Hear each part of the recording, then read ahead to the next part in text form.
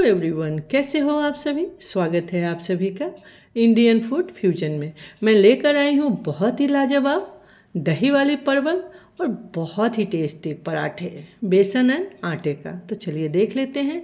तो 250 ग्राम हमने परवल ले लिया है और सारे परवल को अच्छी तरह से वॉश कर लिया है और 2 भाग में काट लिया है। आलू भी सेम तरीके से छोटे छोटे 3 आलू लिए थे जिसे 2 टुकड़ों में काट लिया है।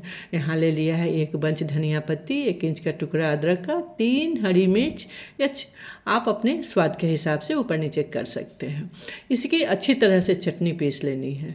कढ़ाई मेरा गर्म हो चुका है। 3 बड़े चम्मच इसमें डाल देना है सरसों का तेल, 1 छोटी चम्मच जीरा, आधी छोटी चम्मच 1/4 चम्मच कलौंजी, 1/4 चम्मच सौंफ और 1 छोटी चम्मच गोटा धनिया हाथ पर रब करके थोड़ा सा सौते किया और जो सब्जियां हमने काट कर रखी थी उसे इसके अंदर डाल दिया। इसको अच्छी तरह से उलट पलट के करना है मिक्स और इसे लो टू मीडियम फ्लेम पर तब तक पकाना है जब तक कि हमारी ये सब्जी 70 to 80% कुक ना हो जाए। परवल भी थोड़े मोटे हैं और आलू भी थोड़ी सी मोटी है, बहुत ज़्यादा मोटी तो नहीं है लेकिन हाँ पकने में तो टाइम लगेगा जब तक ये भून रहा है। चलिए दही वाली मसाला बना लेते हैं। तो यहाँ दही ले लिया है 1 कप, आधी छोटी चम्मच हल्दी पाउडर, 1 छोटी चम्मच लाल मिर्च कश्मीरी रेड चिली पाउडर और आधी छोटी चम्मच हमने डाला है जीरा पाउडर, आधी छोटी चम्मच सब्जी मसाला और 1/4 चम्मच ब्लैक पेपर पाउडर। साथ में डाल दिया है 1 चम्मच कसूरी मेथी। इन सारी चीज़ों को करना है अच्छी तरह से मिक्स। अब चलिए देख लेते हैं हमारी सब्जी। और एक चीज़ का आपने ध्यान दिया होगा कि हमने रेड चिली पाउडर नहीं डाला है क्योंकि चटनी के अंदर हमने पहले ही डाल दिया था 3 से 4 हरी मिर्च। और तीखापन तो आप अपने हिसाब से ऊपर नीचे कर सकते हैं। सब्जियां भी हमारी ऑलमोस्ट भून चुकी है। तो चलिए जो हमने हरी चटनी पीस कर रखी थी ना वो इसके अंदर डाल देते हैं और अच्छी तरह से मिक्स करते हुए 30 से 40 सेकेंड इसे पका लेते हैं। आपको पता है ये चटनी डालने से इसका स्वाद और बहुत लाजवाब हो जाता है। तो अच्छी तरह से चटनी इसके अंदर मिक्स हो गई है और अब बारी आती है दही वाली मसाला डालने की। तो दही वाली मसाला डालने से पहले फ्लेम को लो कर देना है। ये है दही वाले मसाले को और इन मसालों के साथ सब्जियों को अच्छी तरह से करना है मिक्स और इसे तब तक चलाते हुए पकाना है लो फ्लेम पर जब तक कि दही अच्छी तरह से गर्म ना हो जाए। तो चलिए जब तक हमारा ये दही वाली मसाला गर्म हो रही है तब तक आपसे एक छोटी सी रिक्वेस्ट, अगर आप मेरे चैनल पर नए हैं तो प्लीज़ इसे सब्सक्राइब ज़रूर कर लीजिएगा। बेल आइकन को हिट करना बिल्कुल नहीं भूलिएगा ताकि कोई भी नई वीडियो आने से आपको नोटिफिकेशन मिल जाएगा। बातों ही बातों में हमारा दही में अच्छी तरह से उबाल आ गया है। अब चलिए ढक्कन लगाकर इसे 5 मिनट के लिए लो फ्लेम पर पकने के लिए छोड़ देते हैं। तो जब तक ये हमारी सब्जी पक रही है तब तक चलिए आटा लगा लेते हैं।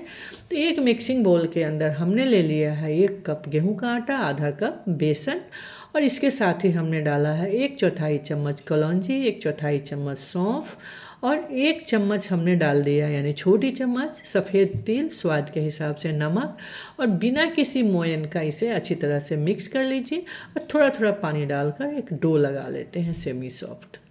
तो देखा आपने डो भी लगकर हमारा तैयार हो गया है। इसे थोड़ी देर के लिए रेस्ट पर छोड़ देते हैं। चलिए सब्जी चेक कर लेते हैं।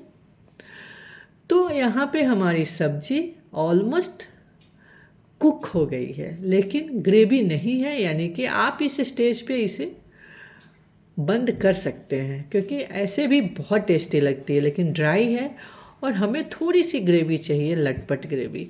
तो दही वाला जो मसाला हमने बनाया था उसी में 1 कप पानी डाल दिया है और उसके अंदर डाल दिया है और इसे लो टू मीडियम फ्लेम पे 1 से 2 मिनट तक पकने दिया है। हाँ, चीज़ का आपने ध्यान दिया है, हमने अभी तक नमक नहीं डाला है। तो दही वाली ग्रेवी में हमेशा नमक लास्ट में डालना चाहिए। तो नमक तो हमने डाल दिया। अब चलिए ढक्कन लगाकर इसे 2 से 3 मिनट तक लो टू मीडियम फ्लेम पर पकने देते हैं। अब बारी आती है पराठे की। तो जब तक हमारी सब्जी कुक हो रही है तब तक पराठे बना लेते हैं। आटा हमारा सेट हो चुका है, इसके छोटे छोटे लोई बना लेते हैं। तो जब तक ये लोई बना रहे हैं और पराठे बेल रहे हैं एक छोटी सी रिक्वेस्ट तो बनती है। अगर आपको ये वीडियो पसंद आती है तो प्लीज़ अपनों के संग और अपने दोस्तों के संग इसे शेयर ज़रूर कीजिएगा। और साथ में कमेंट करना बिल्कुल मत भूलिएगा, क्योंकि आपके कमेंट का और आपके सपोर्ट का हमारे चैनल को और हमें बहुत ज़रूरत है। तो बातों ही बातों में चलिए, मैंने रोटी तो बेल ली, अब इस पर थोड़े से घी लगा देते हैं और सूखा आटा स्प्रिंकल कर देते हैं। और इसे तिकोना पराठा बनाना है। अगर आप चाहें तो लच्छेदार पराठा भी बना सकते हैं, गोल भी बना सकते हैं, चॉइस आपकी है। तो तिकोना पराठा को अच्छी तरह से बेल लेना है। तावा तो हमने पहले ही चढ़ा दिया था गर्म होने के लिए। जब तक मेरा पराठा बेल कर तैयार होगा तब तक तावा हमारा अच्छी तरह से गर्म हो जाएगा।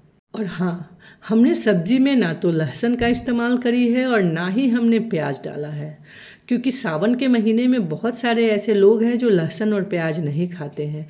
तो सावन को ध्यान में रखते हुए हमने ये सब्ज़ी बनाई है। अगर आप चाहें तो इसके अंदर लहसुन और प्याज डाल सकते हैं। चटनी के अंदर आप लहसुन डाल दें अदरक के साथ, और प्याज का इस्तेमाल आप सब्ज़ी में डाल सकते हैं। जैसे हमने परवल और आलू एक साथ भुनने के लिए डाला था ना, तो उसमें आप प्याज भी मोटा मोटा काट कर डाल सकते हैं, बहुत ही अच्छा लगेगा। तो ये पराठा तो हमने घी में सेका है, आप चाहें तो रिफाइन ऑयल का इस्तेमाल कर सकते हैं। तो देखा आपने पराठा कितना बढ़िया बनकर तैयार हो गया है। तो सारे पराठे तो हमारे बनकर हो गए तैयार, हमारी सब्जी भी बनकर हो गई तैयार। चलिए चेक कर लेते हैं। तो सब्जी हमारी बहुत अच्छे से बनकर तैयार हो गई है। जितनी ग्रेवी हमें चाहिए बस उतनी ही ग्रेवी है। अगर आप चाहें थोड़ी ग्रेवी वाली सब्जी तो इसमें थोड़ा सा पानी अपने रिक्वायरमेंट के हिसाब से गर्म पानी डाल दीजिएगा। और हाँ, अब बंद करने से पहले इसमें थोड़ी सी घी डाल दीजिए, 1 छोटी चम्मच। बहुत ही बढ़िया और रिच टेस्ट आएगा। तो अगर आप नहीं चाहें तो आप स्किप कर सकते हैं। अब बारी आती है थाली लगाने की। तो दोस्तों, कैसा लगा मेरा ये लंच थाली? है ना लाजवाब? आप इसे लंच या डिनर कभी भी खा सकते हैं, सबको बहुत पसंद आएगा। तो देरी किस बात की है, आप भी बनाइए और इन्जॉय कीजिए अपने फैमिली एंड फ्रेंड के साथ। हमारी फिर से मुलाकात होगी एक और नई रेसिपी के साथ। तब तक के लिए बाय बाय।